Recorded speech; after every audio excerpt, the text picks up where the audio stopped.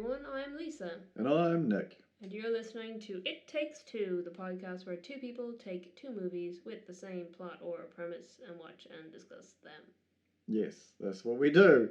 In this episode, we watched another remake. Mm-hmm. So this is remake 2? Yeah, Remakes Volume 2. The remakening. Yeah.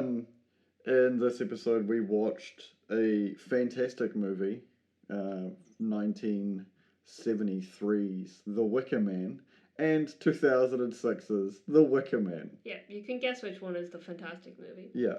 I did go into it, because I'd only seen the Nick Cage Wicker Man in cinema when it first came out, and I have steered away from it ever since because I hated it so much.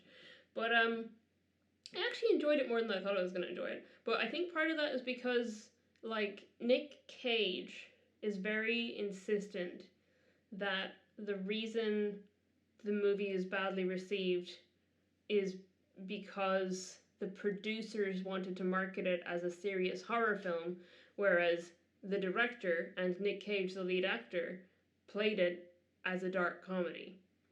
So a lot of the negative reviews at the time talked about it being unintentionally funny, but they were intentionally being funny. And but to the point that he said things like, you know, it would have been more obvious if they'd let me do some of the things I had planned to do, which do sound funny. They sound ridiculous. But they're stuff towards the end of the film, so I might wait till we're a little bit further into spoiler territory before I talk about those. Yeah, I'm glad you brought up the tone so early, because that's the first thing I really want to cover. The tone of the original 1973 film is far more unsettling. It is dark because you, as the audience member, have no idea what's going on, and it is horrible as, like, someone watching this in the 70s, maybe. So, you know, like, society sort of goes in peaks and valleys of, like, what becomes acceptable. And obviously the 70s were pushing the free love concept of, like, hey, look, you know, we're basically just people. Let's just, like, get along with each other and experience life as it should be experienced, rather than being stuck in this very... the man, the triangle of power, the hierarchy of, like, you know, God, the king or queen. I don't remember. It was a queen? Yeah, because she's been the queen since... She was the queen for a very long time. Since World War II. I'm an idiot. So, yeah, you know, God, the queen, you know, the law, and then the people underneath it. Yeah. And this is him coming into it. God. Sergeant Howie. Yeah, Sergeant Howie, Neil Howie, is very much the ideal of that.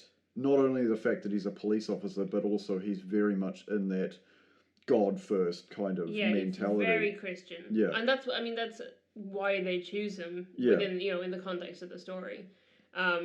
There's definitely a lot of social commentary in that movie. Yeah. There's a lot of, you know, and it goes in both directions, I think, because it's very much, they made a point of having a lot of nudity,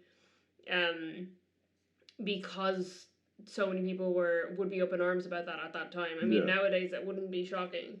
Nowadays it's very tame in comparison to some of the stuff you see on television. Which is why they, you know, in the 2006 one, they were like, well, there's no point, because that's not a shock value anymore. Whereas back then it would be like, oh my god, you know, it's the... I still think... My goodness. And he represents the audience in that way. Yeah. 2006's Wicker Man has a lot of violence towards women, which is still shocking today, which is good, because I'm glad we as a society are not comfortable with that. But that's the only sort of part that would be in comparison to that tone set. The difference being that, you know, Nicolas Cage is playing a character, because that's what Nicolas Cage does. He plays a character. He's not like... It's not like Daniel Day-Lewis who becomes a character. He's playing a character. And everything about him as a character is ridiculous, and the decisions he makes as the character are ludicrous and stupid. Yeah. And it feels... it could be like... I don't know if anybody's played this, and it might be just me. Heavy Rain. Right. He comes off as Ethan in Heavy Rain. Okay. Like, he sees something in water, so his instant reaction is to jump I've got to dive into it. Yeah. And he does it multiple times in the movie, and it always ends badly for him. And you're like, did you not learn any of your lessons? Is this like a game mechanic you're playing? But, yeah, the dark comedy tone of the remake, the 2006 one, is so ludicrous. Yeah. Because he describes it as having an element of absurdity to it, which is accurate. So he... But the original has an element of absurdity to it. Yes, you know? It is very unsettling and weird. Mm-hmm. And there are elements where it is hilarious to everyone except the audience, aka Howie. But yeah, the Nicholas, like, I have to cover it. So his trauma that sets him on the path to ending up on the island is trying to save a young woman and a little girl from a car wreck, which it happens, it's a very, like, it reminds me of Wind Talkers when everything explodes in his face. It's like, it's so strange, because I thought it was going to come back. I thought it was going to turn out they had been sent from the island. Yeah, it's kind of just like this weird... It's just left in the open, because it was like, oh, we don't know where they came from, we don't, there was no bodies found, and the car wasn't from here, and it was like, oh, this is a setup. Yeah, but it wasn't. Yeah. It made no sense. Chekhov's gun went unfired. Mm-hmm. But the ridiculousness I want to cover is so ludicrous. It just, every time it happened, it cracked me up. So he keeps having these, like, delusions, and it's always little girl away from him, out of his reach, and then something happens. Yeah. But he's on a boat, so he's from California State, he's going to Washington, which is where Summer Isle is in this version. Summers Isle. Summers Isle. So it's Summer Isle in the original, and Summers Isle because they thought American audiences could pronounce that better. Fair. So he has to take a boat. So he's taking like a ferry. And he sees he's sitting there and he's looking straight ahead past all these other people that are just extras in the background.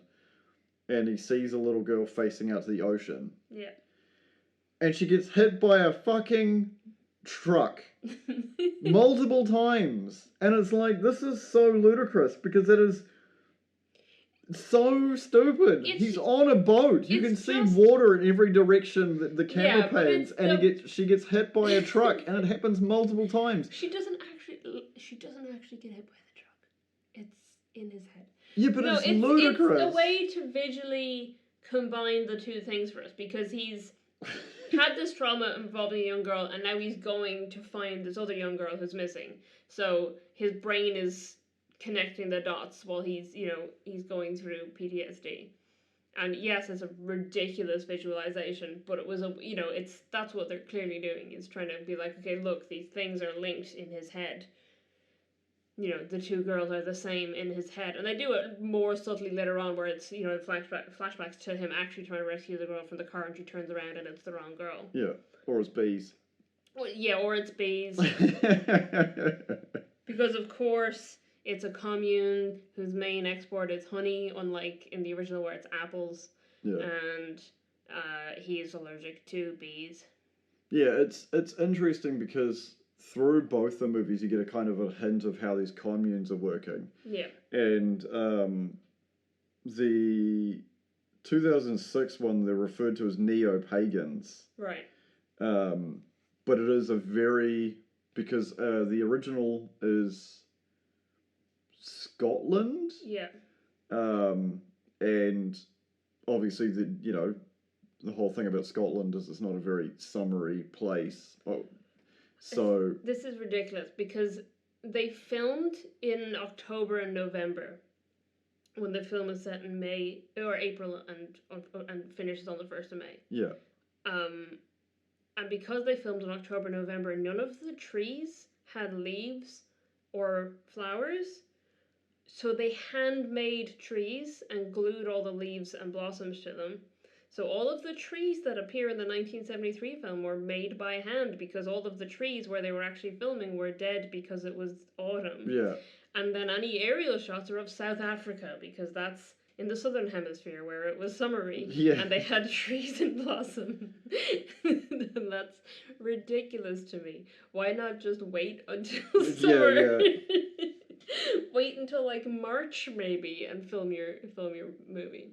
Maybe they just wanted it to still look kind of eerie and spooky. Yeah. It's talking of the looks of the movie, I think the 73 version is far more unsettling. It did remind me a little. So obviously, when I travelled to Ireland, which was the first time outside of the Southern Hemisphere for me, it did come off as very, like, certain places we went to were very, could have been like this kind of town where everybody knows each other and, the person comes from outside and they'll be like, who are you, a stranger? But, like, because of tourism and because we're in the 21st century and everybody has cell phones and Google Maps and blah, blah, blah, there obviously is a very big disconnect. Even from the 2006 one where you can't get cell service. And it's like... Yeah, and I think that was, their way of doing that in the 2006 one was they were like, well, there has to be a reason that he can't call for backup. Because obviously in the 1973 one, he has to, there's no landlines, whatever, he has to go out and call for backup on the radio on the plane. Yeah. So in the 2006 one, that is what he ends up planning to do again. He's like, I need to find the pilot and use his radio. But it's because there's no cell service, because otherwise he could just get on his own. Yeah. Be like, hey. Which he does do at one point, but it doesn't work. Yeah, his phone rings. I don't understand. He spent the whole movie, like, really dragging out the fact that there's no service, and then he gets a phone call in the middle of the island. Yeah. But we don't see him try very often. He just, like, looks at his phone once and he's like, oh, there's no cell service. He tries a couple of times, I think. But he also talks about it before he even goes out there. Yeah. It's very weird. The tone for 73 is much more unsettling for the audience. And it comes off as very some of the parts come off very comical for the 06 version. Right. And to me, I thoroughly enjoy, like, I highly recommend watching the 1973 version. Yeah, I highly recommend it. It is a movie that, if you haven't seen, obviously the podcast, we're going to spoil a bunch of stuff, but, like, when you haven't seen that, I had seen it previous to this, and I'd seen it previous to when we saw it at the movies recently. It's unsettling from, like, the Christian background of where you get the audience idea from. Yeah. But it also, like, has its sort of... It's the words that came to my mind when I was watching it this time round were, like, the last temptation of Christ. Oh, okay, yeah. Because he's, like, the strong Christian, no sex before marriage, and then you've got the innkeeper's daughter who's literally, like... Willow, who's, yeah... And in the remake, Willow is Rowan's mother. Yeah, tempting him into into her bed chamber. And it's hilarious because it has this very over-the-top dance sequence and him, like, lusting against a wall and her on the other side naked and gyrating and banging on it and him being like, no, the temptation. That is a very controversial scene. Not for the reasons you probably think. Because the actress who played Willow refused to appear naked from the waist down. Right. So they shot all the bits of the scenes where she's just, like, topless. Yeah. So you're only seeing her from the waist up, doing the dance bits and whatever. And then after she was finished filming and had left set, they hired a body double without telling her and without her consent and got her to do all the all the scenes from behind where she's doing, like, the ridiculous dancing and wiggling her butt a bit. Yeah. And she really was not happy about it. Yeah, because everyone would be just like, hey, that's you. And Yep. Nope. Yep. Yeah. She said people quite often at like when the conventions or whatever, or when they see her, they will like give her shots of the nude scene and ask her to sign it, and she's always like, "No, that's literally not me." Yeah, it's a lot of people have done that, and it's comes up often where people are like the Natalie Portman in Your Highness, it wasn't her. I think the other one everyone was super well, I gotta say everyone was super excited about, but people were super excited about the portrayal of Angelina Jolie did in Beowulf, but it turns out it wasn't her, it was somebody else that they'd body scanned. Right. And yeah, it's interesting because it's a weird place in sort of the way films are made, because certain actors get paid like a topless fee, like right. Halle Berry got it for Swordfish. She got paid $1 million to do the topless sequence, and then I counteract that by like Sigourney Weaver was paid $1 million to shave her head for Aliens or Aliens 3. Then you're like, oh, okay, so this is where we are in the sort of what's flesh for money kind of era of it. It's also weird because I mean the matter of consent is obviously important. Yeah. I think a key one to this that's not nudity is Back to the Future 2, where they got someone and made him look as much like Crispin Glover as possible, because Crispin Glover wouldn't be in the movie, and Crispin Glover was like, "Hey, I didn't consent to you using my likeness in this movie." And I mean that's coming up now very topically of studios CGIing people. Yeah, so the entire cast of the Snowpiercer series have had their bodies scanned so that the studio can use them indefinitely for any project, and with no actual laws or contracts in place to stop them from doing that at the moment. So it's a huge issue, and I think what they did in the Wicker Man, the 1973 one, wouldn't have been reprehensible if they had talked it out with her and gotten her consent, and she was like, okay, and they come to an agreement around it. Yeah. But the fact that she explicitly said, I'm only going to appear from the waist up naked, that's it. And they were like, oh yeah, no problem, and then made it look like she did more than that. Yeah. Without her consent and without her even knowing that they were doing it until the film was released. Ridiculous. Yeah, it is. Because that's all you have as an actor. What? I mean, everyone should have the rights to their own image. Yeah, 100%. Which is why it's terrifying now. Like the big one that was controversial within people who know was there was a filter that came out made by a Russian organization, which you photo scanned your face and it made you look old.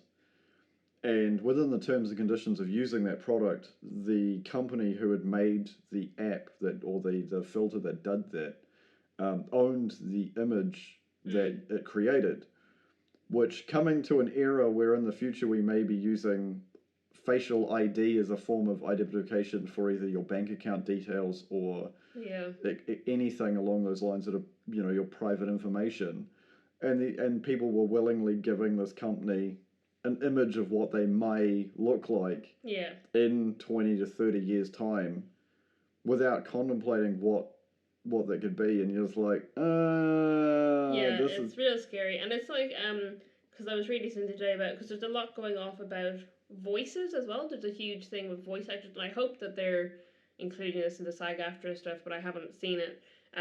But people using, like, inputting voice actors' voices into AI programs and AI databases so that people can make, like, their own fan works, essentially, using voice actors' voices without their consent.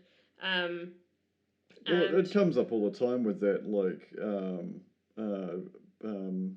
Trump, Joe, and Obama playing Minecraft, and you're like, how does that exist? Yeah. But it was apparently the voice, because I never use TikTok, and I never will use TikTok. Sorry if you're out there hoping for us to have a It Takes Two TikTok. It's not happening. But apparently the voice that reads out text-to-speech on TikTok changed a few years back. And the reason was because the previous one was an AI version of a voice actor's voice. And that voice actor sued them and was like, you cannot use my voice. And seemingly won. I don't know the full details of the case, but it's just ridiculous that that's even happening, you know? Yeah. So, like, if that's someone's voice, if you want to use a particular person's voice, get their consent and pay them. Yeah, it's happened with, there was a controversy around who owns dancers. Right. When it came to Fortnite, because obviously Fortnite monetized the ability to do dances, and the dancers were made famous by actors doing the dances. Right. There was the I can't remember the name of the guy, the actor that played the surgeon, JD's best friend in Scrubs. Oh, Donald Faison? Yeah, and also the brother from Fresh Prince of Bel-Air. I've never watched that show, Yeah. so I don't So know. both of them have both of them have very iconic dances. Right. And it was like, you're at this point where how do you make a dance move? You can't copyright it. Yeah. But it's in that weird law of like, well, if I came up with it and I did it and I made it famous, you know, and then you take it and do and then charge money for people to use it. Yeah. Weird, you know, that's. I've seen this as a grey area coming up with fan fiction. That people are. There's a huge thing. So obviously, as we talked about in our last episode, I've gotten back into Tumblr recently. Yeah. Where there is huge fan communities. And apparently there's a whole issue at the moment where people are taking fan fiction that exists that writers have written but haven't finished and putting them into AI and getting like an ending written. And the writers are saying, please don't do this. And some people are saying, well, you don't own it to begin with because, you're using someone else's IP. Yeah. But legally, the fan fiction writer does own the writing they've done. Yeah. Because they don't own the characters, they don't own the IP. But like, if you wrote Batman fan fiction, and then DC decided they wanted to make a movie based on your premise, you could sue DC. Yeah. They would have to pay you for it, otherwise they would be in big trouble. And it's come up with like there's authors who are, who make themselves very available to fans, such as Neil Gaiman is a big one. Yeah. Who are constantly saying, please don't send me your fan fiction, because if he reads a piece of fan fiction, or even if he has the link to it and he could perceivably have read it, and he writes a story that is similar lines to the story in that fan fiction. Yeah, it's plagiarism. Exactly. Yeah. So even though it's based on his character, his IP, if he takes someone else's writing, he's plagiarized it. Yeah. So like there's a huge thing where people just don't understand how much you do own. And I think sometimes studios are banking on that because they want you to not realize that you can actually do something about it when they use your likeness or use, your writing or whatever. And it becomes a big issue with like ChatGPT as well, because it's just like, cool, write me the end of Game of Thrones. Yeah. Here's everything that's, Yeah. You can just copy and paste everything. I don't think you can copy and paste the entirety of Game of Thrones into ChatGPT. Yeah. But you could, give a synopsis and say what happens next. Yeah. It's a very weird time that we're coming to at this point in time, because, and it's again, like we touched on in a previous episode about, Netflix and why the strike's happening, and it's have you seen all the stuff that's come up about the Orange is the New Black cast? No. Because that was like the biggest show on Netflix for years, and it's like the show that made Netflix popular. So many people signed up for Netflix to watch Orange is the New Black. Yeah. And it seems like the cast in residuals have made like $20 collectively. Like, not individually. Like, if you combine the residuals that all of the cast have made, they've made about $20 from the biggest show on Netflix for years. So that would be a contradiction to, say, how much the actors make in Friends. Because they get paid like something stupid. Like, I think they get $1 million each per year. Yeah, and I don't know what the original payment was for those actors, but several of them have come out and said most of us had second jobs because we couldn't afford to get to pay for taxis to set. Jesus. While it was filming, which is ridiculous. It's beyond ridiculous, and and then I think we said this in the previous episode that like the argument against piracy just disappears. Yeah, it really does. Because I think I saw a post on Tumblr where someone was like, if the cast of, it sounds like the cast of Orange is the New Black made like $20 off Netflix, so I could just pirate it and like Venmo them $50, and they'd be on a profit. Yeah.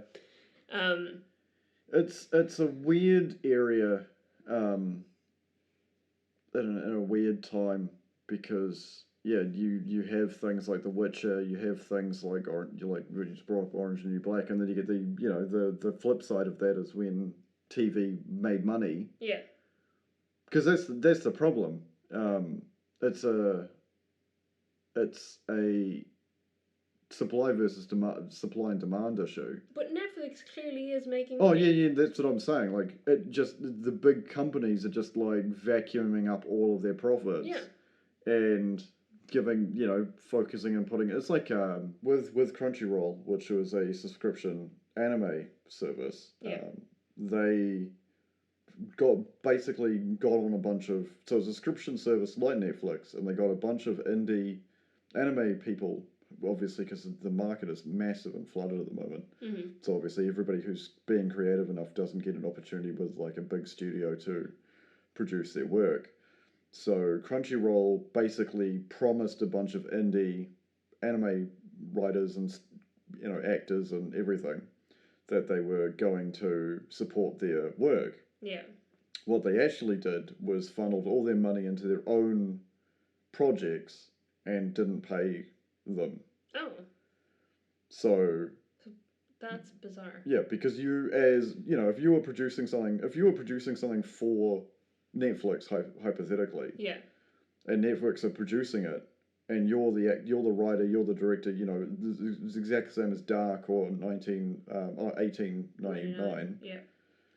And then Netflix can turn around and go, oh well, your show wasn't profitable for us, so we're going to cancel it. Yeah. And you're like, well, can I see? You don't have the rights to see because they're the producer. Yeah. And it's a weird area that we're coming to, because the only way for us, the audience, to fix it is to not give these people money. Yeah. You have to vote with your money. You have to vote with your wallet. And unfortunately, you can do that as much as you want, but other people are going to ignore everything. Or not even know about it. Yeah, that's the other thing. We know a lot about this stuff because we care about it, and we're interested in film, we're interested in television. Yeah. We're interested in the industry. We read up on the industry. People that we follow on social media are in the industry or involved or interested, so we're going to get information that way. Whereas, there's people my parents' age who probably have no idea. I imagine my parents have some idea of what's going on because they're pretty in the know. Yeah. They listen to film podcasts. But it's the same with like Sky. Yeah. Sky, and for people who don't know, who don't have this sort of service available in New Zealand, or not just in New Zealand, but just like in their country, Sky was the big, like, it was free television. So when I grew up, it was free television, or then rich people you knew had Sky, and Sky was basically free television except you paid for it, and they had 60 channels plus you could buy the movies channel. You could buy channels. Yeah. Because we had Sky. And there was like 700 channels. Yeah. So it's now like that as well, with radio and, television and here's a movie channel that's playing movies, and here's movie channel 2. Like, it was TV plus when I was a kid. But the issue is that, like, the reason a lot of these streaming services won, because they did win, because it's now... I haven't watched regular television in so long. I don't remember the last time when I was in Ireland was the last time I watched regular television. Well, that's not even technically real. You were watching Sky. Yeah. I did watch we've used TVNZ to watch Yeah, but that's Resident also Alien. a streaming service. It's free though. Yeah. But we have. But that's because the tax dollars pay for it. There's like live TVNZ. Yeah. And I've watched Batman Forever on that. Fair enough. But I don't think I got the whole way through it because I got fed up watching ads. Yeah. The reason places like Netflix and One was because they're like I think when Netflix first came. I watched the Oscars on. That's true. Oh no, actually this year I watched it on YouTube. I think so. Never mind. That's all. Oh no, I didn't. I did watch it on TVNZ. It was the Eurovision I watched on YouTube. Anyway, continue what you're saying.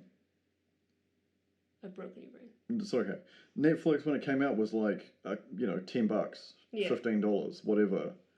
Versus Sky, I have no idea. I'm going to find it now. It's probably like $100 a month. Yeah, that wouldn't shock me. Sky subscription.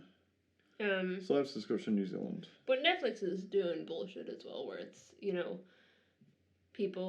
families who. Oh yeah, the whole like you not having to not being able to have it in multiple households. Yeah, and I mean, yeah, because like I don't understand how that's working because not only is it now families that have stopped living together can't use it, but also people who like own multiple homes or go on a holiday to somewhere that has Netflix app on like a smart TV, they'll be logging in and being like, this TV isn't on your home IP address. It doesn't make much sense to me. So the base level package for Sky now for new customers is $20 a month, but it's only for 6 months. Right. So you're getting 25% off for 6 months. Mm-hmm. To have sports, it's $39 extra or included for the first 6 months. Okay. So this is all just like for but is that on top of the $20 or is that instead of the $20? Is that like the $20 plus $19.99 for sports? It's everything plus it's base package plus sports. Okay. I thought you meant like base package is $20 and then sports is an extra $40 on top of it. Yeah, so there's the build your own is $20 a month. Yeah. But like you have to pay for the decoder. Right. And it has it in here that it's like watch through Skybox for a non-refundable one-off payment of $200 or ongoing for $10 extra. I remember we had Sky. I think my parents are still using Sky. I think they got it initially, because my dad wanted to watch sports, but also so we'd have a whole lot of kids channels because it had like Cartoon Network, Fox Kids, Disney Channel, etc. on it. Yeah. But we wanted to watch it in more than one room of the house. So you needed a second decoder. Which cost an arm and a leg. So what we did was we got like a cheap one that would work with it, that you could like attune to it. But what was really funny about it was if you had it on in the upstairs in the house on the TV, you had this like fake decoder on, and you didn't have Sky on downstairs. Yeah. It picked up our neighbor's security camera footage. That's terrible from an IT security background. So stupid. So we could just watch their front porch from our room. It was from my parents' room. Oh my god, this is even getting worse. So I'm on the Sky website, and we've travelled so far from. That's all right. We'll get back to it in a second. Oh god. So for $110 a month, you get 25% off your Sky subscription, a router. Yeah. Which is worse than our internet. Right. Because Sky do their own broadband. Yeah, so this is like they're rolling everything in together. Yeah. To monopolize on you as your customer. Yeah. That is disgusting. Yeah. Everyone's doing it. Anyway, movies. We really need to get back. Yeah. To the films. Tangent over. I mean, the tangent was longer than the episode itself. Fair enough. But it's topical because, you know, the controversy of taking somebody's image and doing shady stuff behind closed doors goes back to the 70s. Clearly, at least. Yeah.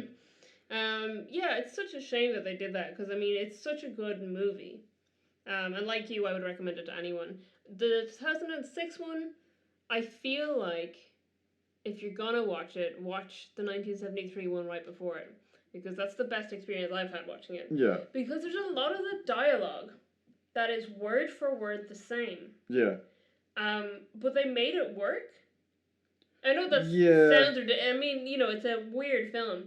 But, like, it didn't feel like super outdated language. I think the difference is that the cinematography in the remake is very modern. Yeah. It is either very pushed in on the faces of the actors, so you get their full expression, or it is sort of wide shots, where it is very like filmmaking 101 of like have your characters stand, have the people that your character is, you know, your protagonist is talking to stand on the right side of the screen, and the protagonist is standing on the left side of the screen facing towards them, and the camera is set up between them so there's a gap, and you have the, like when he comes up from the when he gets on the island for the first point, and the sisters are all talking and he's standing there, so you get this like flip of the camera having him in the background with the sea and them, and the like, so you're like feeling as the audience that you're entering the island and it's full of mystery. Yeah. Where the 73 version, the cinematography in my mind, even though it is older, is far more interesting, and from a modern perspective, it feels much more intense and eerie and claustrophobic, and it makes you feel upsetting. I think the fact that if Nicolas Cage is telling the truth, the fact that they were going for a different tone probably makes that make sense, because the 1973 one is very clearly trying to make a horror. I mean, to the point that they've cast, you know, Christopher Lee as the you know, main antagonist, and even though he comes up, you know, he acts like really nice and friendly or whatever, and you know that he's the bad guy the whole time. My favorite part is when he's dressed like Cher. Yeah. And it's both of the movies are very much about like gaslighting and manipulation and stuff, and it's interesting, but definitely the different cinematography and not making it as creepy for the remake makes sense if they were trying to go for a dark comedy. Yeah. Though I did still think that the first half of the movie was like too dark to be a dark comedy, and then it starts to get more comedic elements. But even in like right at the beginning, Nick Cage is given some one-liners that are quite enjoyable. You know? Yeah. So he's leaning into the comedy aspect of it. He's still acting seriously though. Yeah. It's interesting because the way you phrased that, there is definitely a tonal difference, but I find if you were going to put them like, regardless of plot, the 73 version is scarier. Yeah. Because you as the audience member have no friggin' clue what's happening. Yeah. And there is, I mean, spoiler alert, but we've already given a spoiler alert. In both these movies, they've been written a letter being told that there's a missing girl on this island. They go to the island, and they're looking for her, and then when they finally find her, you know, they in both things, they come up with this idea separately that, they're going to sacrifice this girl. In the 2006 one, they decide to like explain that out loud. We made you think that you were. We get it. We just watched the movie, but yes, they both come up with this idea that the girl's going to be sacrificed, and then in both cases, they find the girl looking like she's going to be sacrificed, save her, and she leads them to where it turns out they're going to be sacrificed. Yeah, and I feel like the reveal of that twist in the 1973 one, even knowing it's coming and having seen it multiple times, it's so good. Yeah. That like the girl being like, "Oh, yeah, I'm scared, help me," and him, and then like leading him away and being like, "We lost them," and then she's just like, "I brought him here. I did good." You know, and you're just like, "What the fuck?" Whereas in the 2006 one, first of all, the girl says nothing. She just lets him carry her around, and then she just like points in a direction. Yeah. And she doesn't, and then once they get there, she just like runs up to them and is like, "Did I do good?" And he still doesn't get it. Yeah. Whereas in this 1973 one, the penny drops and he realizes it, and as you realize that, and you're all just like, "Oh no." Whereas in the 2006 one, the reveal is more kind of on Willow's face. Yeah. That she's, yeah, because she's been pretending to be like on his side the entire time. Yeah, it is much more of a like shock horror twist M. Night Shyamalan reveal in the 06 one, where in the 73 one it's like, oh, everybody's been against you from like stage one, and this is like the long con, the long play, and it is like in the 06 one it's not really mentioned other than, you know, like you said, everything's spelled out for the people who ate glue during school, who've watched this movie. The 73 one, everything's a setup, like, you know, the costumes are a setup because he has to appear as the fool and turn up on his own volition, and it's all part of their like sacrificial ritual. Yeah. Where the other one seems like a honeypot system where they just ironic considering it's all about bees. Yeah. Yeah. They send a beautiful girl into the city to fall in love with a man, to get pregnant, to come back to the island to give birth to hopefully a woman, and then continue the cycle on, and then they bring them back to like sacrifice them to save the bees / the apples. Doesn't make much sense because they only need to do sacrifice in both films. They only need to do sacrifice because the harvest failed the previous year. Yeah. With the girl is like 6 or 7. Yeah. So it's been like, 7 or 8 years since she went out and got pregnant, and maybe they're just going out and getting pregnant, and then, on the off chance that they need a sacrifice, they know where to get it. It's also the fact that, like, if you were living in a community like that, so I think so this is a weird deep dive into some of the stuff that I've researched over the years. Mm-hmm. So approximately, to save the human race from a cataclysmic event, you need 144 unrelated people. Right. To keep the gene pool stable enough where we don't interbreed. Yeah. So they have to be 144 unrelated people. Obviously, if you were going to build an arc along those lines, you'd want them to be experts in every field. You'd have to pick 144 fields, and then pick the most under 30, fertility testing, all that other garbage to go along with it. And then you'd obviously have to have staggered ranges, which kind of reminds me of that movie we watched, the really unsettling one with our boy Robert Pattinson in it, the sci-fi one. Where he has the one, I can't remember the name of it. The one where he's like on the spaceship and they're like disturbed teens. Damn it, I'm gonna. You keep going. I'll find that out. So 144 people is like the minimum required from the studies that I've read. So I think the whole purpose of the point that I'm getting to is the whole purpose of going off the island to get pregnant from someone who's not born on the island would be to stop inbreeding. Yeah, and that makes sense because Nick Cage brings that up in it, that because they said that the men are only there for breeding, and he's like, you mean inbreeding? Yeah. But like not realizing that, because he thinks that Willow rebelled and went out. Yeah. And he's still believing that narrative, so he hasn't copped that actually that was the intent. All part of the plan. Yeah. Yeah, that was the idea.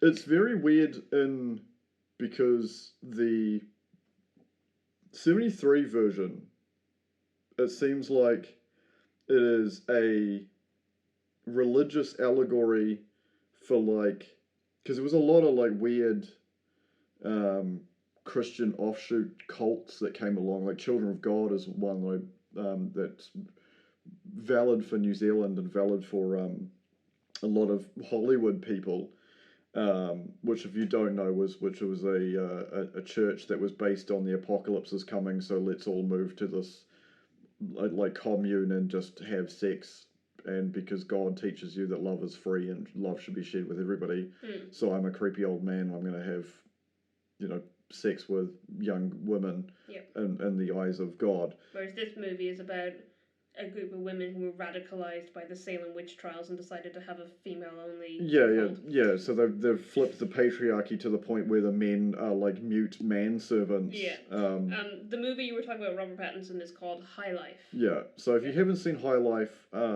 you're in for a white knuckle ride. Because that movie is disturbing in multiple ways. Visually, it's absolutely fantastic, and the cinematography in that movie is amazing, and the acting is great, but very, very unsettling. Weirdly, what? The baby in that, her name is Willow. Do do do. It's all connected. That was the wrong tune. That was a celebratory one, rather than a shock of surprise. Her name is Willow. It's interesting because it is there's this weird plan of like repopulating, but then the other side of it with the 73 one is very much like we are going to make the land ours and live with the land, and the whole death and rebirth cycle that is mentioned in both. The 06 version is very much like a sort of a comic booky villain version of it, where the human sacrifices existed in pretty much every single religion. Christianity just like PG-13'd it with the blood of Christ, the body and blood of Christ through communion. In Catholicism, in Catholic beliefs anyway, but this concept of the paganism of like celebrating God being Mother Nature and us being a piece of, like, the human beings being a piece of nature rather than this chosen species who gets to rule over everything.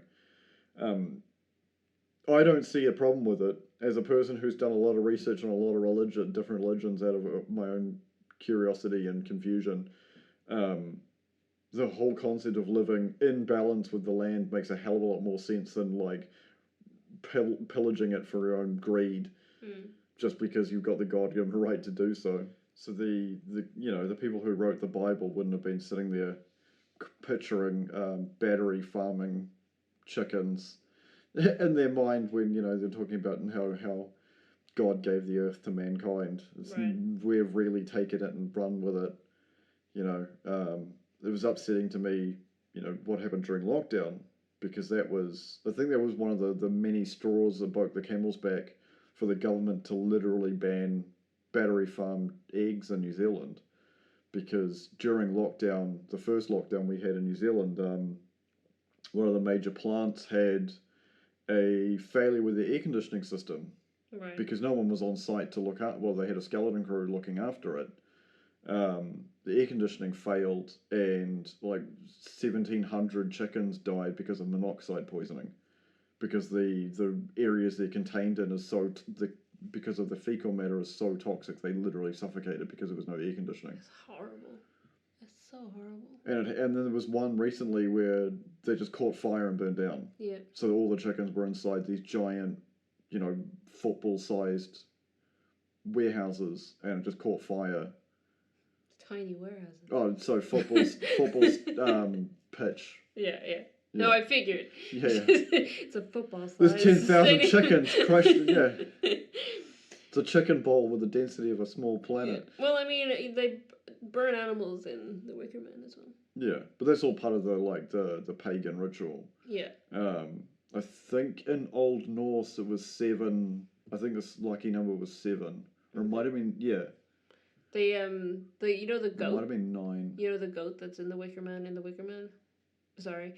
In the Wicker Man, the Wicker Man 2, Wicker Man's Revenge. There are multiple Wicker Man movies. The Wicker Man, the structure of the Wicker Man. And which Wicker Man? The first Wicker Man. So 73, yeah. Yeah, because the 2006 one doesn't have any animals in it. Yes, it does. No, it doesn't. Yes, it does. Did it? I couldn't see any. Okay, well, they were there. Okay. Well, in the 1973 one, there's a goat directly above the part where the man goes in. Yeah. Yeah. The goat peed on him. That's great. Yeah, because the goat was scared. Of course it was. The Wicker Man was on fire. No, apparently they took all the animals out before they set Well, it you'd on fire. hope so. Well, the lady whose image they stole to put a fake butt in says they killed all the animals, but I don't think that's... I feel like it would be more public if that was true. Yeah. But it also goes along with the theme of the movie that we're getting different stories from different things, because the director insists the animals were all removed and replaced with fake animals before they burned it. The man was in there while they burned it. They left him in there while they burned it. Yeah. The other thing that they disagreed on was she was upset that they used ADR to dub over her voice for the whole movie, and they were like, we dubbed over her voice for the song that she's supposed to sing, but everything else is her, and she's like, that's not my voice, they dubbed over me. So I don't know what's true. Wait, the whole movie? Yeah. So she claims that they dubbed her over in ADR for the entire movie, and they say that they didn't do that. That's terrible. Yeah. That's Darth Vader levels of bad. It's messed up. I mean, the fact that they did, and admitted to the fact that they did, use a body double to, like, make it look like she was shaking her butt all over the place. I don't know who to believe in that story. But it is a film about, you know, getting different stories from different people and not knowing what's real and what's not, and not being able to trust anything that you're told. So it's fitting. Yeah, it's fitting to gaslight the audience. Yeah, just gaslight the audience casually. With outside of the movie with like information that's not real. But I hope that they didn't kill the animals anyway. I hope that much is not is that the director is telling the truth, not her. Because there was I don't remember when it came into effect. There was a time where there was no law around it, and when they used to film war movies. And they had, like, cavalry charges. Yeah, they just had, like, horses dying left, right, and centre. Yeah, that's quite common, unfortunately. Especially in older movies. They just have horses dying on filming sets. Yeah. But, like, there's a difference between, you know, doing acting on horses and an accident happening versus... Well, they weren't trapping animals in a Wicker Man and setting them on fire. You say accidents happening with horses, but when you're filming war movies and they were using like fake landmines and stuff, yeah, it's gonna happen. Yeah, it's unsafe practices. Yeah, there's a lot more laws around those things nowadays.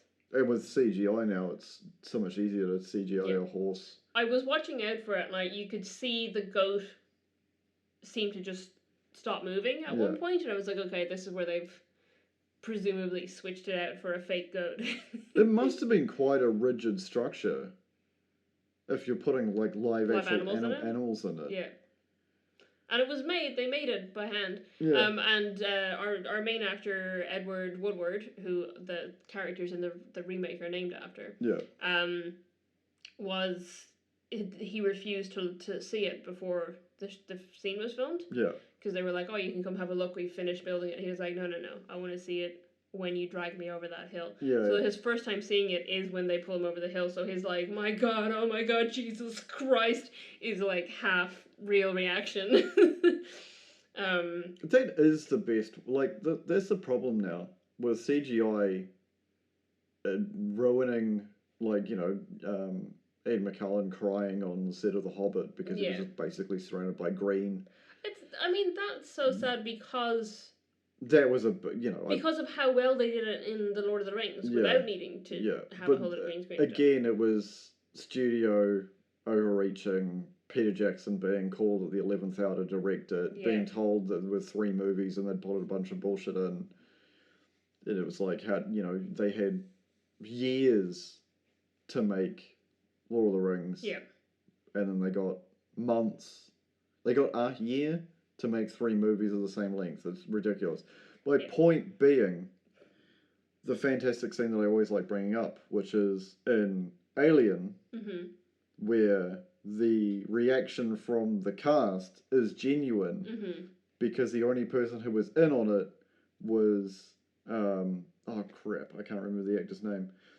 John Hurt? Yeah, John Hurt with the alien, the chestburster. He's the only person that's in on it. Everybody else is gathered around watching it. And you can see, even now with like the HD remakes of it, you can see the characters breaking. Yeah. The actors breaking character. Yeah, yeah. because to them, like, they're literally getting sprayed in the face with, like, blood and stuff, and they're like, ah, like, it's so well and done. Just great practical effects. Yeah. I mean, the other thing is I want to have a caveat here that, like, there's a difference between actors getting to see things like that for the first time, you know, and get to incorporate the shock into the acting because they know that there is, you know, they know what's coming, they just haven't seen what it looks like. Versus, like, the weird forced method acting that happens sometimes nowadays where, like, directors deliberately keep actors in the dark until they're on set and just to, like, deliberately traumatize them. Yeah, and then you get the other flip side of that when you get actors who go so far into their character that they're dicks to everybody, like Jared Leto and the when he was playing the Joker. Yeah. He was just like, well, I am the Joker, so I'm going to be a dick to everybody. Yeah, and you're it's just like, you're not. You're just some asshole guy. Yeah. Yeah, so so I don't condone the bullshit where it's like, you know, like, the goddamn... And I mean, they did some of this on The Wicker Man as well, but I was going to say, like, actually making Kate Winslet, like, float in ice-cold water so that she'd actually be very cold when they did Titanic. But it's still nothing to do with what Stanley Kubrick did in The Shining. Which thing? The keeping his actor awake for days on end. Yeah, that's nuts. And when... Just trust him to act. The sequence where the camera is following her up the stairs and her swinging the bat, it's literally Stanley who's filming her with a handheld and chasing her, and she's really swinging the bat at him. And you're like, it's a fantastic scene, and he did a really good job of getting that performance, but you could probably do that without questioning your own moral ethics at the end of it. Just let people act. They're actors. They can act. So the reason I say they did a little bit of it in The Wicker Man is they didn't... It wasn't forced method acting, but they did... It was literally for practical reasons. Yeah. Because they filmed in October, November instead of April, May. The like air was very cold, so in all the outdoor scenes, they had to get the actors to suck on ice cubes before they shot, so that you couldn't see their breath in the air because their breath was coming out cold. Wow. In the cold air. So it doesn't sound like fun, but it wasn't like try to torture the actors. It was trying to like not break the illusion of it being May. Dude, that's a White Death thing. What do you mean? Oh, so White Death was a very famous sniper. Oh, okay. Who was a Finnish man who defended Finland, a bunch of like woods of Finland against the Soviet invasion. Suck on ice. And he was literally eating snow, so you can't see his breath when he's breathing out. Yeah. And he never used a I'm gonna go in. No, I'm just gonna stop there. Okay. He never used a scope because it also shows up, but like that level of like. But it's attention to detail. Yeah. In a world where they couldn't just CGI out the breath. Yeah.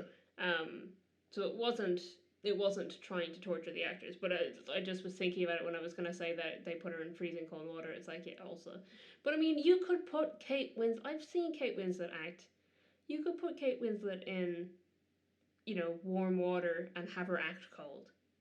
There's nothing stopping you from doing that. How do you get the genuine breath? You don't need to make her suck on an ice cube. But that wouldn't work.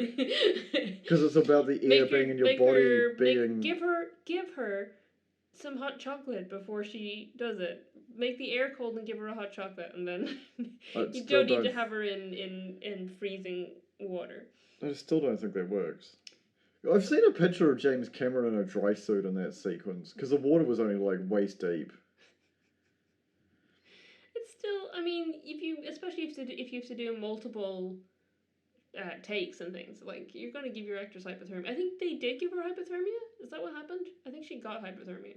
Just don't do it. Just be nice to your actors. This is my appeal to the studios. Just be nice. Yeah. How about one of the CEOs of one of the major studios take a 2% pay cut so they could literally give all the striking people what they want? Yeah. It's so 2%. Not difficult to give people the comfort of knowing that they own their own image. Yeah. And a little bit more money. They're not asking for a lot. It's not even a little bit more money. It's job security. Yeah. The big thing is job But security. it's residuals, like getting money for, you know, because the money they're getting is not equivalent to what they're earning, or what their product is earning. Anyway, I don't want to. We can't just keep going back to the. It's very topical and it's very on our minds. Well, hopefully by the time this episode comes out, it's all. I highly doubt it, but it's all finished and they're making way more money. I want to, because we've gotten to the burning Wicker Man at the moment. We've talked about it a little bit now. So I want to go cycle back to what I said at the beginning about Nick Cage wanting to do more overtly funny stuff. Yeah. So he reckons that audiences wouldn't have thought that the comedy was unintentional if he'd been allowed to do some of the ideas he had, which included having a handlebar mustache for the entire movie. Okay. And when he's being burned alive in the Wicker Man, doing it in the bear costume. Yeah. So he wanted to be kept in the bear costume when they put him in there and burned him.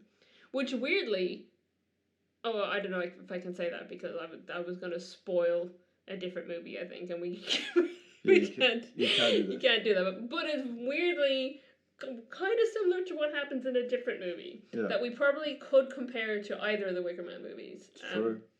You know what I'm talking about. Yeah. Our listeners who have watched the movie in question will know what I'm talking about. Yeah. But I would have liked to see Nick Cage burned in a bear suit. Just a bit of fun. Do you want to go on to trivia, or do you want to keep? Yeah, we can go into trivia. Okay. All right. So 1973 Wicker Man. So the rowing boat that they have in it with like the evil eye on the side of it. Yeah. That wasn't made for the movie. It actually just belonged to someone who lived on the island that they filmed on, and they were like, "Hey, can we use that? It looks looks creepy. It looks creepy, and we'd like to put it in there." And that boat was still around until 2004 when it was unfortunately destroyed in a storm. No. But I like that it survived like 30 years beyond the film. So the budget for The Wicker Man was relatively low. I don't know, it seems high to me for that time, but apparently relatively low. So Christopher Lee and several of the other actors did not take any money for it. They got no pay. Voluntarily, were not paid. Oh, okay. And Christopher Lee paid out of his own pocket for his own press tour and went to every person who was willing to interview him.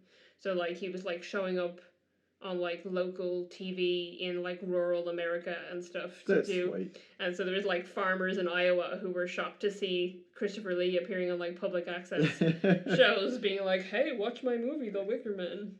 I would see that, you know. And he also he apparently insisted, I guess forever until his death, that it was one of his favourite films that he's ever been in. That's great, I love it. The actress who plays Willow referred to the place that they filmed, which is in Galloway in Scotland, as the bleakest place on earth, and the producers had to apologize to locals because they were so upset by that. I've talked about the filming happening in November. It's just crazy to me that like they had to bring in all the trees that they made by hand. So the area that that it's set in, which is in the Hebrides in Scotland, was largely Gaelic speaking still back in the 1960s and 70s. Interesting. But yeah, very little Gaelic appears in the movie. Yeah. And a lot of the folk customs that they use for the movie are actually English folk rather than Scottish folk. Yeah. Which is weird and definitely not from the Highlands. Why is that? Oh yeah, I was like, why is this note so long? Because it's the bit about Edward Woodward not wanting to see the Wicker Man till the day of, but apparently he also, like, when they were carrying him up into it, kept being like, "Don't drop me, don't you dare drop me." And then he was like genuinely he said in his entire career, which has spanned over 6 decades, he has never been more scared than when they were filming inside the Wicker Man as it burned. And he said that it forced him to act his socks off I guess because he didn't want to do another take of it. Yeah, and I already mentioned that the goat peed on him.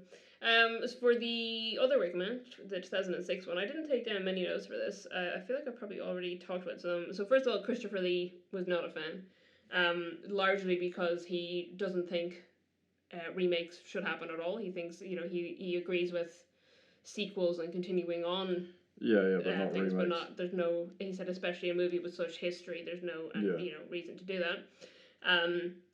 The director and co-writer of the original film, Robin Hardy, also was not a fan. Well, he seemed to have just had his doubts before it was even released, because they were going to put his name in the credits as a writer, and he was like, "Don't do that. Yeah, I don't want to be associated with this film."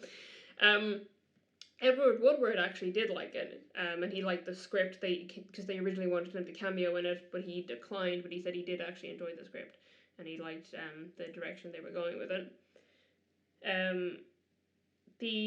Apparently up to 80% of the dialogue is word for word the same as the original. Yeah. Which is interesting. It's really interesting to watch it because, especially back to back, because it's interesting how much of it is very much the same. Yeah. Like the scene where he's, searching the whole town and taking the masks off the kids to try and see, figure out where she is. There's scenes that are very similar, and then there's others that are clearly different, but because they're adapted for a modern time and an American setting as well. I think, weirdly enough, I think it works relatively well. Like, I think it's better than I used to think it was. There's something I will bring up, and I know this is sort of in an awkward moment for where we are in the episode. That's fine.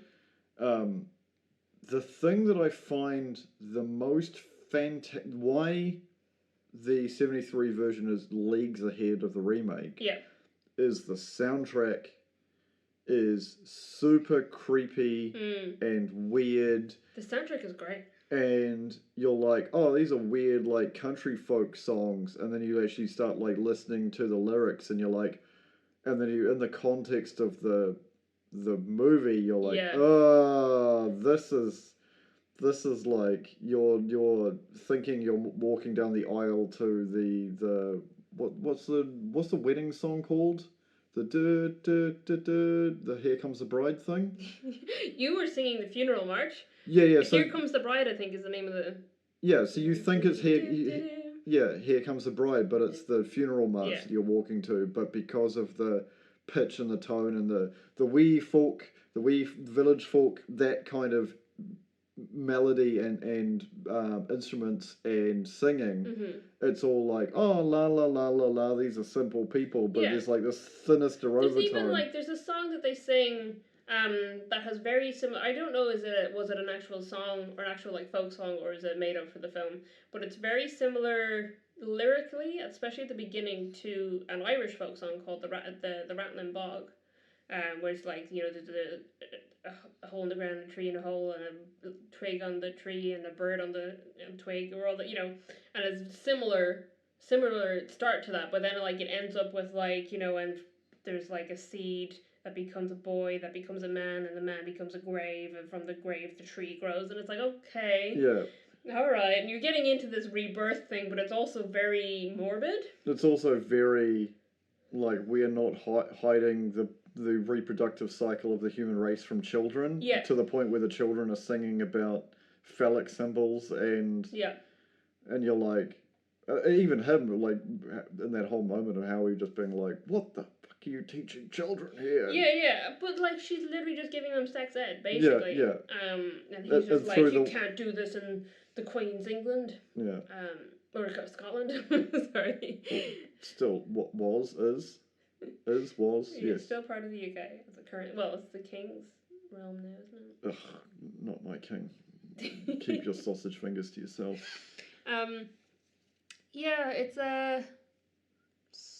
It's definitely very eerie music. Even like the first, I think it's the first song. That song is the innkeeper's daughter. No, it's the corn and barley. The corn and barley. That comes up a few times. Talking about falling in love with a girl that you had a romp with in the corn. Yeah. And then it goes to the innkeeper's daughter, with all these old daughter, men are singing it's about so like creepy. They're like totally sexualizing her, and she's just like sitting there laughing. And Yeah. it's like she's like a teenager or something. I think, or she's supposed to be, quite young at least.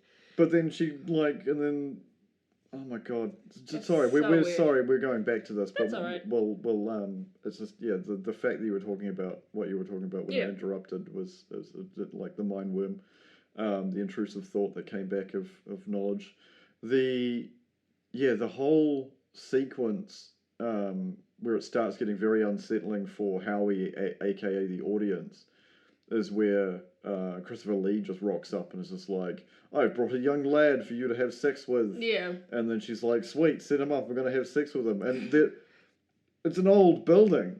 Yeah. The entire group of old men who are sitting there drinking and singing songs can hear her, like... But they're all very open about it. I mean, and that's, what he says to the school teacher is that, he's like, oh, I was wondering why everyone is like this, but it starts here in the school, is how you educate them. And it's like, yeah, it is. Yeah. Because they're not, I mean, it does turn out that they are going to murder him. Yeah. So he's right to be suspicious. a little bit suspicious. But for the most part, a lot of what they're doing is not hurting. And, and Christopher Lee's character, Mr. Summerisle, or Lord Summerisle. Yeah. So again, the other one, she's Mother Summerisle or whatever. Or is she Sister Summerisle or is she Mother Something along those lines. Anyway, he points out the hypocrisy to him that, like, because he gets upset because there's girls dancing around and singing a fertility song, and they're trying to get pregnant by the god. Yeah. And he's like, why would they do that? That's ridiculous. And then he's like, well, aren't you Christian? Yeah. Don't you believe in Jesus, who was a virgin birth, and she was, his mother was impregnated by God? Yeah. And he's just like, what? It's like, why are you saying that's like and it's pointing out the hypocrisy and also the pagan, the amount of paganism that was actually incorporated into Christian beliefs, especially early on. Because, I mean, even, like, Christmas is based around Yuletide. I could go on a friggin' 3-hour long rant. There's huge pagan influences in Christianity. It's rebranding. Yeah. It's not the exact same. They're but it's taking original ideas that would have had some value to people in the past and rebranding it so it is worshipping your religion that you're forcing on your people because your monarchy has changed to that religion. Yeah. But that's we go into the whole story of how Rome became Christian. Even now, like Italy is now the heart of Christianity because that's where the Vatican is. Yeah. In reality, it was not. For a long, like to the the Emperor of Rome being baptized on his deathbed against his will. They're like, he's Christian now. He repented to Christian God. Everybody's Christian now. But I think even, especially probably around the area where this is set, so like Scotland, Wales, Ireland, when Christianity was brought to those places initially, it was very much like let me explain this to you in your pagan terms so that you can see the parallels and understand. So instead it evolved to like, well, this is the superior one, and how dare you be pagan? And it's but like you literally told us they were the same. Instead of Yuletide, you have Christmas, and it's instead of this, you have God's brother Santa Claus, who wears green. His name is Saint Nicholas. Oh, and then Coca-Cola came along, and now he wears red. Yeah. And polar bears. Ooh, commercialization. Yeah, but that's what it is because churches make a stupid amount of money. Yeah. Anyway, if we tax churches, folks, we could send a rover to Mars every day. Every day. It's ridiculous, ridiculous.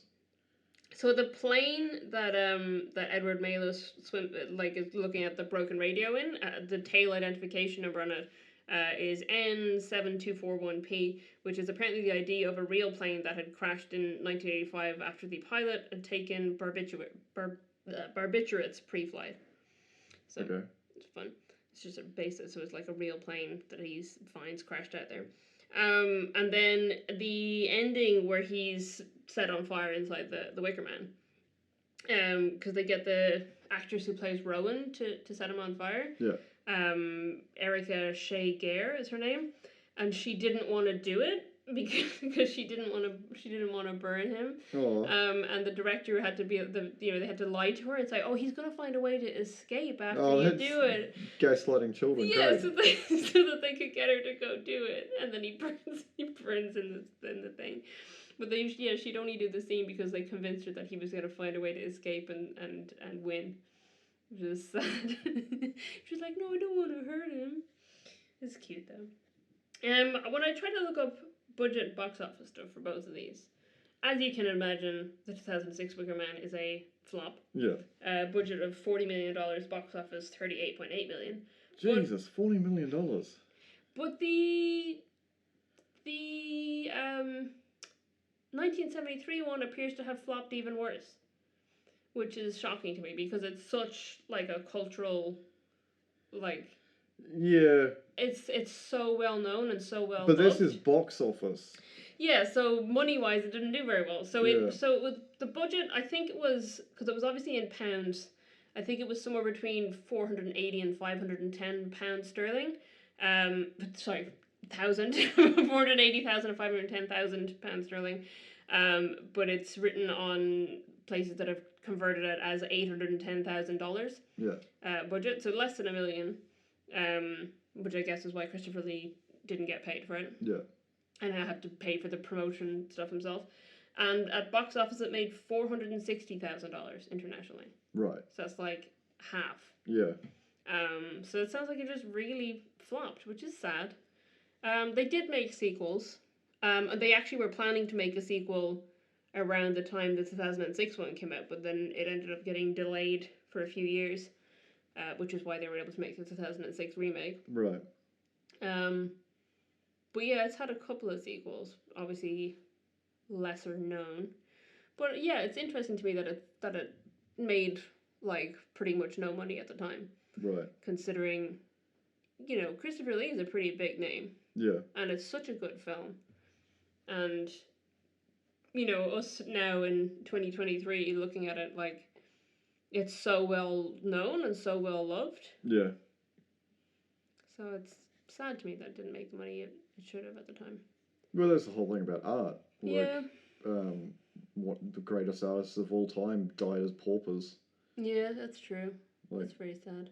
How much is, why can't I think of his name? He's got his own bloody thing. Museum. Starry Night. Oh, Vincent van Gogh. Yeah. Yeah. It's one of those memes that goes, girls with a time machine. I'm your granddaughter. Boys with a time machine. Van Gogh, I will pay you 2 bottles of wine for a painting. It's like, wow, that's double what I normally get. Here you go.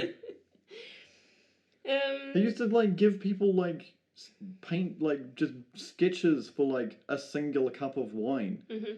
And you imagine finding that in your grandparents' attic, the one that gets a book. That gets me is oh my god, I'm now a billionaire. Johannes Vermeer, most of his paintings are destroyed. Yeah. He would because he was so poor and he'd paint over them or they'd end up getting scrapped or whatever. Yeah. So that at this point there's only 20 something of his paintings that have survived. Yeah. One of which is The Girl with the Pearl Earring, which is one of the most famous paintings in the world. Stunning paintings, and because he wasn't recognized at the time, we could have had dozens more. Yeah. And we never will. But yeah, it's sad that happens. At least Christopher Lee and the other people in the other cast and crew of The Wicker Man lived, or most of them at least, lived to see an era where it was loved. Yeah. Because the quotes from Christopher Lee about the 2006 one, he talks about how the film has such success and such a great audience or whatever, why do you need to remake it? So he obviously knew that it was it had reached its people at some point. Maybe it was just too controversial at the time. You could see why, because that was the beginning of the 70s. Yeah. Yeah. It's such a good movie. Absolutely. Should we wrap up there? Yeah, I guess we'll wrap up. So you can find us on our website at ittakes2.co.nz. We're on Twitter still, Instagram, Facebook, Tumblr, YouTube. Just, look for us wherever. We have a Discord server. The link is in the description of the episode, the show notes. It's on our website. I believe it's still on our Twitter bio if you're still on Twitter. So join our Discord and let us know what you think of this episode. Let us know if there's any episodes you want us to do in the future, especially in our remakes series. If there's any remakes that you really want to hear us compare, we'd love to hear it. Yes, we would. We will catch you there, and stay safe and don't go to any islands with some vaguely written notes about missing young children. If you get a letter saying there's a girl who's missing, don't go. Come find her. Yeah, don't go. Don't go. It's a trap. It's a trap. Okay. Goodbye. Bye-bye.